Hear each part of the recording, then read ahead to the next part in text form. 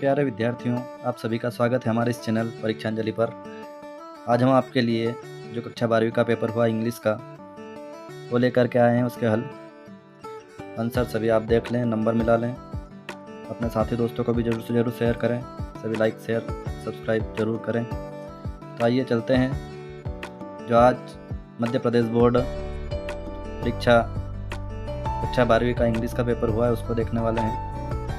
तो ये जो डी सेट दे रखा है, आपका सेट अलग हो सकता है, क्वेश्चन वही होंगे। पहला सेक्शन जो रीडिंग का दे रखा था, उसमें पैसेज था, केयरफुली पढ़ना था और आंसर देना था नीचे। The scripters clearly define the 3 qualities. इस प्रकार से तमस, रजस एंड सत्व। एक पैराग्राफ दे रखा था और उसके क्वेश्चन दे रखा था, make notes on the above passage. एक नोट्स बनाना था पैसेज के ऊपर, तो आप बना सकते थे पॉइंट दे करके। सात्विक नेचर, जैसे यहाँ दे रखा है, given by God, energy source. इस प्रकार से पॉइंट लिख करके आप नोट्स बना सकते थे। सत्व एज ए प्रिजर्वेटिव, इसके बारे में लिख सकते थे कुछ। बेनिफिट ऑफ सत्व, ये लिख सकते हैं। उसके बाद में दूसरा प्रश्न पूछा था, give a suitable title to the passage. तो इस पैसेज के बारे में बताना था कि क्या टाइटल इसका हो सकता है। तो यहाँ पर आप सत्व के बारे में ज़्यादा पूरा दे रखा है, ये राजसी, सात्विक और तामसिक, इस प्रकार से। और मेन जो है सत्व के बारे में दे रखा है। तो द पावर ऑफ सत्व जो है वो इसका टाइटल हो सकता है, या सत्व भी लिख सकते हैं। सत्व भी लिखेंगे तो भी आपको नंबर मिलेंगे। सत्व preserving the mind and Saul, इस प्रकार से भी लिख सकते हैं। कुल मिलाकर के सत्व जो है उसमें आना चाहिए। इसके बाद में अगला प्रश्न देखते हैं, read the passage carefully and answer the question given below it. एक और पैसेज दे रखा था, education is a sub system of the wider social system. इस प्रकार से एक बड़ा सा पैराग्राफ दे रखा था। The national policy of education 1986 है ऑन।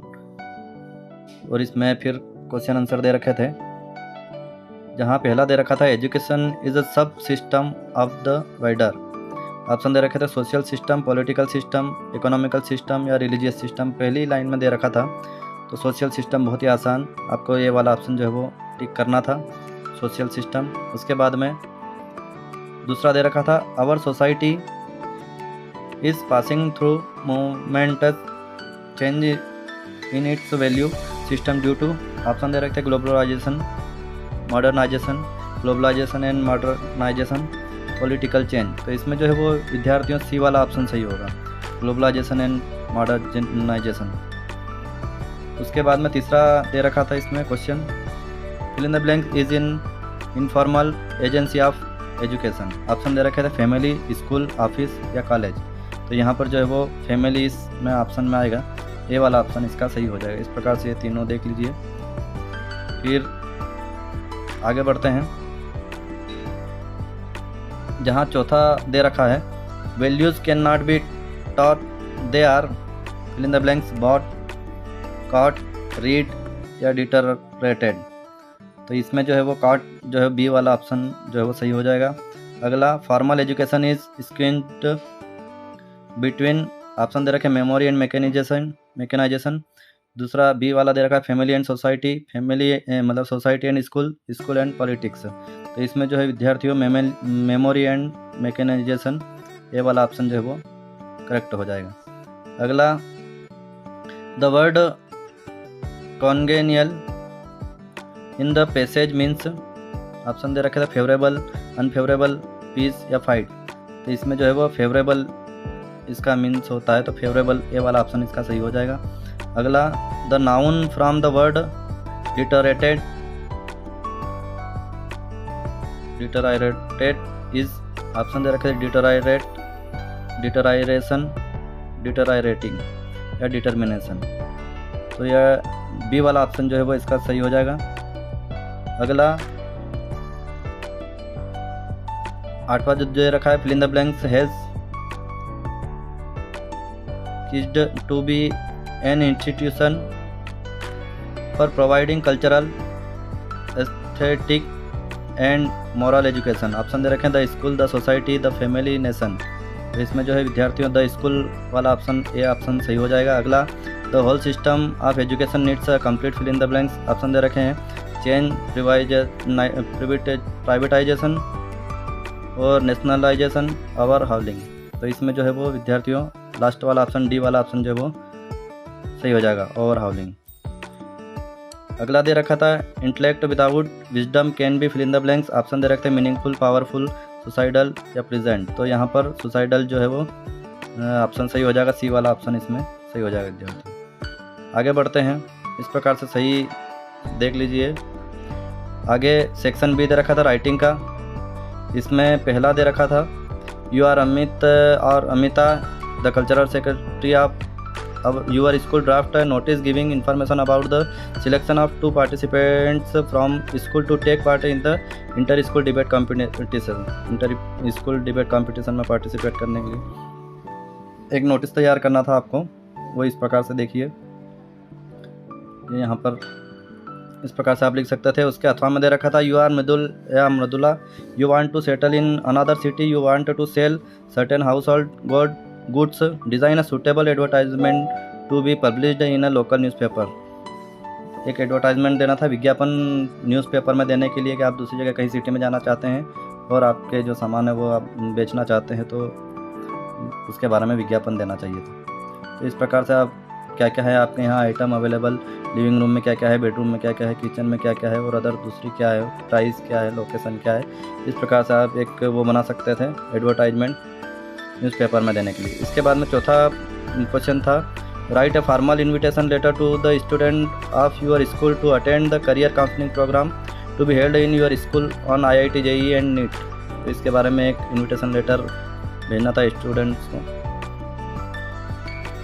काउंसलिंग प्रोग्राम अटेंड करने के लिए। तो इस प्रकार से ये आप बना सकते थे। इसके अथवा में एक लेटर था write a letter to the editor of your local newspaper expressing your concern over the increase in the rate of road accident race driving and suggesting way to control over the accidents give possible solution.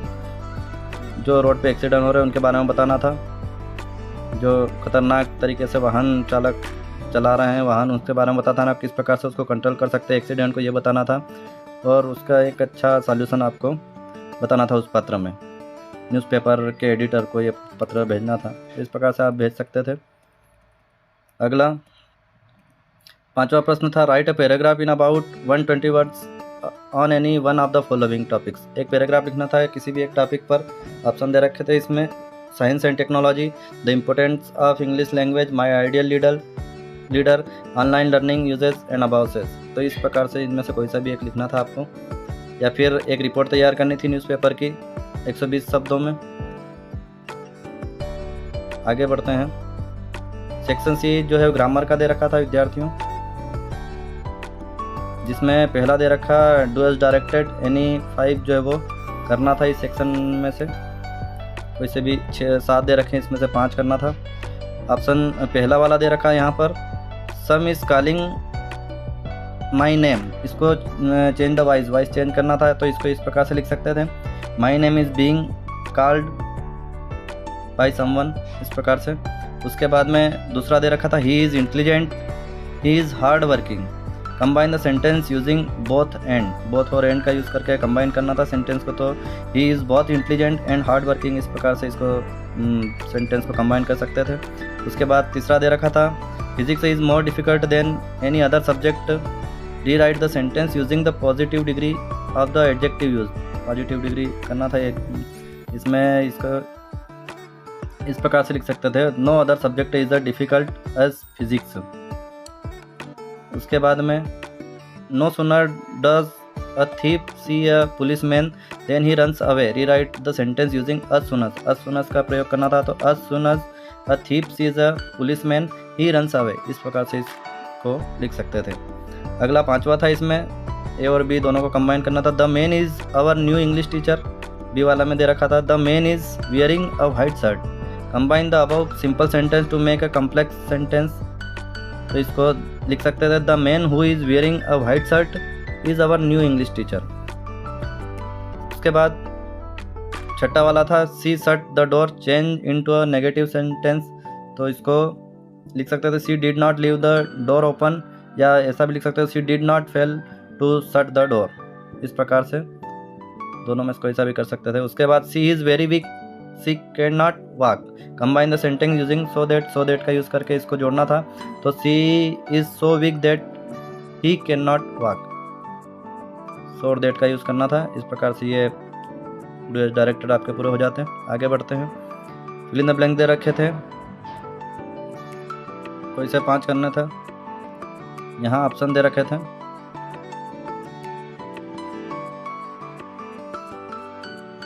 The table is made, fill in the blanks wood, from आएगा, of आएगा, of आएगा या फिर with आएगा। तो इसमें जो है बी वाला ऑप्शन सही हो जाएगा, वेफ of.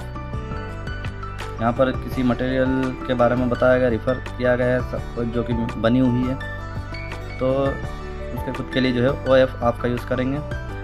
Would you like to have, fill in the blanks tea और कॉफ़ी, ऑप्शन आएगा सम, एनी, मैनी या फ्यू। तो चॉइस दी गई है इसमें कि आप क्या कॉफ़ी लेना पसंद करेंगे, चाय लेना पसंद करेंगे। तो इसको चाय कॉफ़ी को जैसे गिना नहीं जा सकता, इसलिए यहाँ पर सम का यूज़ किया जाएगा। काउंटेबल नाउन नहीं है, अनकाउंटेबल है, इसलिए यहाँ पर सम का यूज़ किया जाएगा, सम टी और कॉफ़ी। ए वाला ऑप्शन सही हो जाएगा। अगला, I know, fill in the blanks by who cheated you, option दे रखे ए एन द या no article, a an the या नो आर्टिकल। तो विद्यार्थी इसमें जो है वो द वाला आर्टिकल यूज़ होगा, सी वाला ऑप्शन। द जो है वो यूज हो, I know the boy who cheated you. इस प्रकार से ये वाक्य बनेगा। अगला, it fill in the blanks heavily since morning. तो इसमें ऑप्शन दे रखे it is raining, was raining, has been raining, rains. तो विद्यार्थियों इसमें ऑप्शन में जो है वो हैज़ बीन रेनिंग आएगा, सी वाला ऑप्शन, क्योंकि सुबह से जो है वो बारिश हो रही है। पास्ट और कंटिन्यूस टू द प्रेजेंट, मतलब जो पूरा भूतकाल है वो अभी तक जो चल रहा है उसके बारे में बताएगा। सुबह से बारिश हो रही है, तो यहाँ पर हैज़ बीन रेनिंग यूज़ किया जाएगा। अगला 5वां देखते हैं। He fill in the blanks speak English fluently, option दे रखा मैं, माइट, कुड या कैन। तो विद्यार्थी इसमें कैन आएगा, ये एबिलिटी उसकी मतलब दर्शा रहा है कि वो अच्छी तरीके से इंग्लिश फटाटेदार बिल्कुल बोल लेता है, तो उसकी विशेषता बताई जा रही है, ये उसकी खास विशेषता है। तो यहाँ पर जो ऑप्शन दे रखे मैं, माइट, कुड या कैन, तो यहाँ पर जो है कैन यूज़ होगा, उसकी एबिलिटी बताई जा रही है। अगला, Mohan is senior, fill in the blanks Rakesh, option दे रखे थे दैट, फ्रॉम, टू या ऑन। तो यहाँ पर विद्यार्थियों सी वाला ऑप्शन 2 आएगा, यहाँ पर सीनियर है वो और उसके लिए देन यूज़ नहीं होगा, 2 यूज़ होगा यहाँ पर। मोहन सीनियर बड़ा है इसलिए। अगला, Sunil works hard, fill in the blanks he may get good marks, option दे रखे सो दैट एंड। तो इसमें जो है विद्यार्थियों सो दैट जो है वो यूज़ होगा, एक विशेष पर्पस के लिए बताया जा रहा है, तो ये इंडिकेट करता है सो दैट। इस प्रकार से आप सभी देख लीजिए। यहाँ पर आगे बढ़ते हैं। सेक्शन डी दे रखा है literature, read the following extract carefully and answer the question that follow it.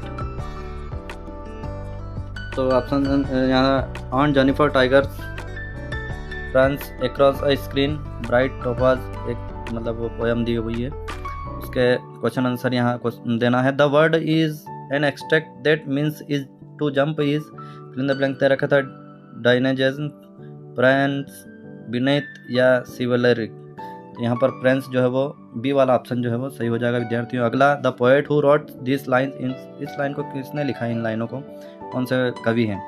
तो एड्रिन रीच लिखा है, कमला दास, रॉबर्ट फ्रॉस्ट या पेब्लो नेरुदा। तो ये यहाँ पर जो है वो विद्यार्थियों ए वाला ऑप्शन सही हो जाएगा, एड्रिन रीच के द्वारा ये लिखी गई है। अगला, the tigers run in the green fields, option दे रखे हैं कवर्डली, स्लोवली, ब्रेवली, सैडली। तो यहाँ पर ब्रेवली जो है वो यूज़ होगा, सी वाला ऑप्शन जो है इसमें सही हो जाएगा विद्यार्थियों। आगे बढ़ते हैं, ब्रेवली। अगला, read the following extract carefully and answer the question given below it. Doctor Sadao Hoki's house was built on a spot on the Japanese coast. इस प्रकार से एक दे रखा था एक्सट्रैक्ट पैसेज, इसमें से आंसर आपको देना था। यहाँ पहला दे रखा question, doctor Sadao Hoki's house was built, option दे रखे in plains near a coast at the top of a hill या इन द फॉरेस्ट, तो नियर अ कॉस्ट बी वाला ऑप्शन इसका सही हो जाएगा। दूसरा प्रश्न दे रखा था fill in the blanks trees outline doctor Sadao Hoki's house, option दे रखे थे पाइन, कोकोनट, एप्पल या गुआवा, तो यहाँ पर पाइन वाला जो ऑप्शन सही हो जाएगा, ये वाला ऑप्शन पाइन। अगला the antonym of the word narrow is, antonym सब बताना था नेरो शब्द का, ऑप्शन दे रखे थे टाइट, हेवी, ब्रॉड या स्वीट, तो नेरो का एंटोनिम जो है वो ब्रॉड होता है विद्यार्थियों, सी वाला ऑप्शन जो है वो सही हो जाएगा। अगला the extract has been taken from the lesson, option दे रखे थे the enemy, the third level, memories of childhood, the tiger king, तो ये जो एक्सट्रैक्ट है जो ये द एनिमी लेसन से लिया गया है, ये वाला ऑप्शन जो है इसका सही हो जाएगा। विद्यार्थियों आपको जो अच्छा लगता हो तो आप निश्चित तौर से अपने साथी दोस्तों को जरूर से जरूर शेयर करें और लाइक भी जरूर करें, सब्सक्राइब भी करें, आप सभी से निवेदन है। आगे बढ़ते हैं, आगे दे रखे थे read the following extract carefully and answer the question given below.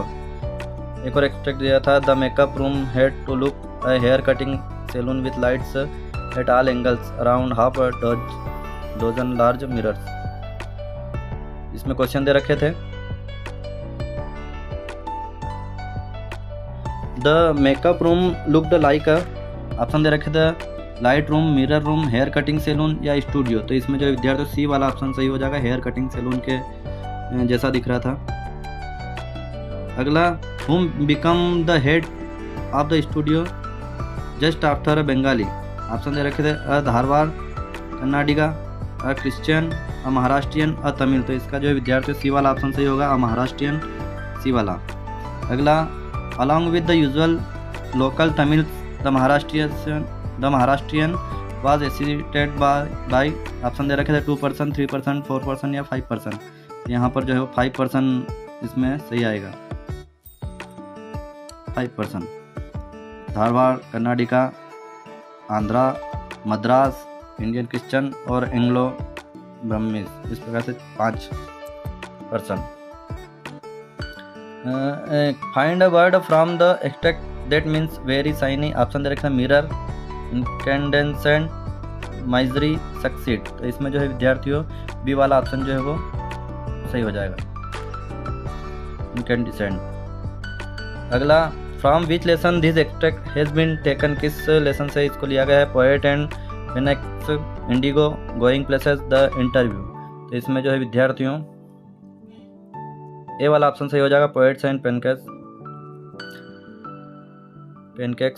अब आगे बढ़ते हैं, 10वां प्रश्न दे रखा था answer the following question in about 30 words, attempt any 5, कोई से भी 5 जो है वो करना था आपको क्वेश्चन के आंसर अपनी बुक में से, यहाँ 7 दे रखे थे, इस प्रकार से आप जो है वो देख सकते हैं क्वेश्चन का आंसर। आगे बढ़ते हैं, क्वेश्चन 11वां, answer the following question in about 30 word each, 30 शब्दों में देना था, कोई से भी 3, यहाँ पर 4 दे रखे थे, 4 में से कोई से भी 3 करना था, देख लीजिए इस प्रकार से इनके आंसर थे। आगे बढ़ते हैं, 12वां प्रश्न था answer any 2 of the following question in about 30 word, कोई से 2 करना थे 3 में से यहाँ पर, तो इस प्रकार से तीनों के आंसर आप देख लीजिए, यहाँ पर जो भी जा सकते हैं आपकी बुक के अनुसार आंसर दिए हुए हैं। आगे बढ़ते हैं, क्वेश्चन 13, इसमें answer the 2 of the following question in about 75 words, बड़े तब थोड़े से देना थे, कोई से भी 2 करने थे, 3 नंबर के हैं, तो इस प्रकार से देख लीजिए 13वां प्रश्न। अगला 14वां प्रश्न था answer any one of the following question in about 75 words, 2 में से कोई सा भी एक करना था, 75 शब्दों में उसका उत्तर देना था, इस प्रकार से देख लीजिए उत्तर। इसके बाद में 15वां प्रश्न था answer of any one of the following question in about 75 words, आखिरी प्रश्न ये, इसमें write the characters sketch of mister Lamb, write the character sketch of Derry, तो इनमें से कोई सा भी एक करना था, इस प्रकार से आप देख लीजिए कर सकते थे। तो ये पूरा पेपर जो है हमने हल कर दिया है, आप सभी से निवेदन है जरूर से जरूर सब्सक्राइब करें, लाइक भी करें और अपने साथी दोस्तों को शेयर भी करें, अब हमारे साथ बने रहें, अच्छे नंबर आपको प्राप्त हो यही हम आशा करते हैं। सभी का बहुत बहुत धन्यवाद, शुक्रिया।